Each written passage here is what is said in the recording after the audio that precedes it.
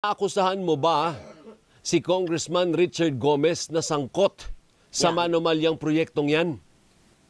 Actually, hindi ko siya inaakasuhan, no?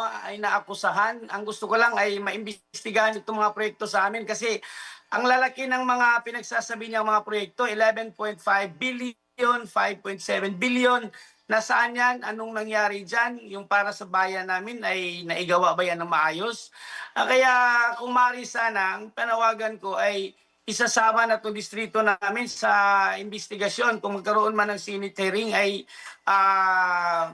pupunta at ano kami kung mayroon mang inquiry para malaman na kung talaga bang mayroong ginawang katiwalian itong congressman namin. At hindi ko siya inaakusahan, pero ang gusto namin, in behalf of the people of Matagog, gusto ko na maimbestigahan itong mga proyekto sa amin kasi ang laki ng mga pundo.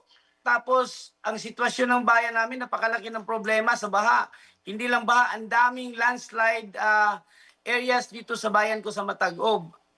Kaya, yun ang ano ko, ang panawagan ko, na sana magkaroon ito ng investigasyon, makita, mahanap namin yung parte ng bayan ng Matagog doon sa sinasabi niyang ang lalaking pundo, ang lalaking budgets.